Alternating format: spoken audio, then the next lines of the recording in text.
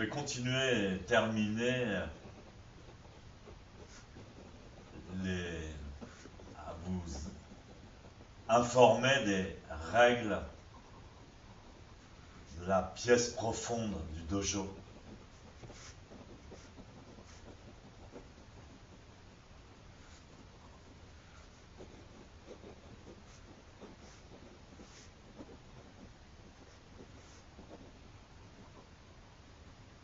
À partir de l'enseignement de Maître Dogen, bien évidemment, et des commentaires de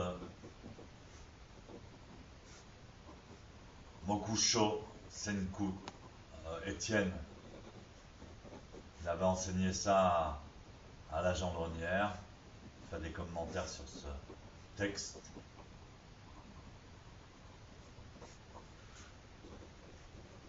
Ainsi, même si vous ne le pratiquez pas, ou même si vous vous trompez, au moins vous connaîtrez la profondeur et la signification des règles dans le dojo en particulier. Mais effectivement, ces règles s'étendent au temple.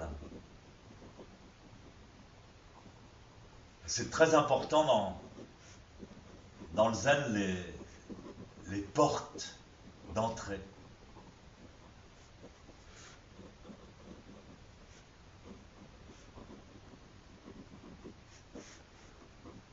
Une des premières fois où je suis allé à la Gendronnière, on l'avait pas encore.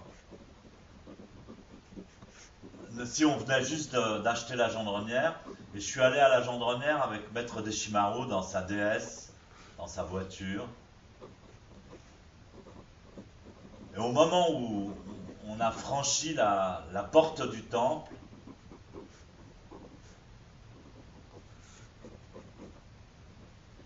Sensei a fait gacho et a dit "Oh, you must do gacho." Ah, nous, on a tous fait gacho dans la voiture. Quand on rentre dans le temple, on doit faire gacho. Il faut lâcher le volant quand on est en voiture. On fait gacho et dès lors, on réfléchit à son comportement et à la place où on va se mettre, où on va parquer sa voiture, etc., etc.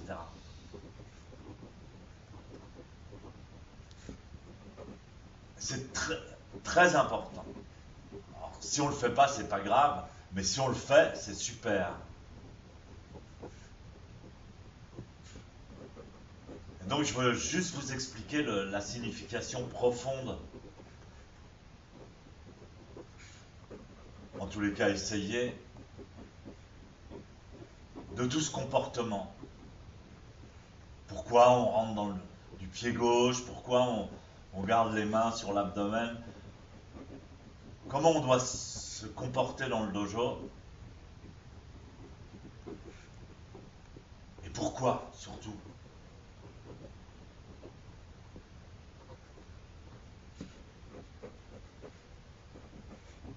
Pourquoi on ne doit pas parler, par exemple, dans le dojo pendant le zazen ou au kinin ou avant le zazen. Une fois qu'on a passé la porte du dojo, on ne connaît plus personne. Il n'y a pas de copains, il n'y a pas de machin, on parle pas, on regarde pas les autres, on choisit pas, on suit juste les règles. Pourquoi?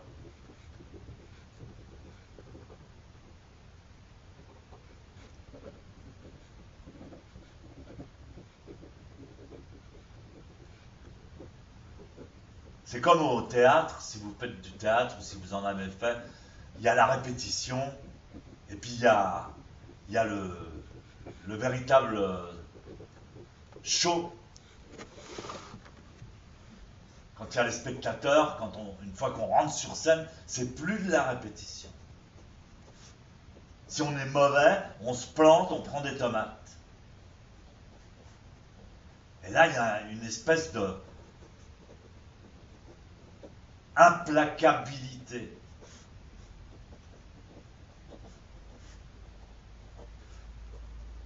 Il y a des moments comme ça dans la vie.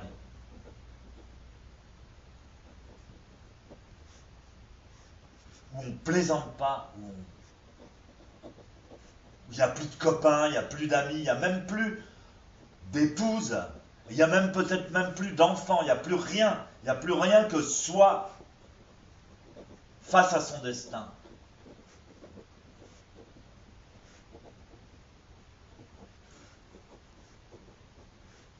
C'est ça le sens de la porte du temple et la porte du dojo. Et si on casse cet enseignement,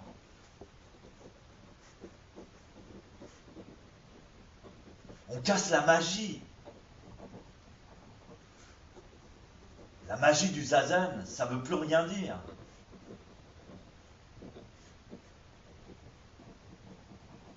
On fait zazen pour rire, on répète.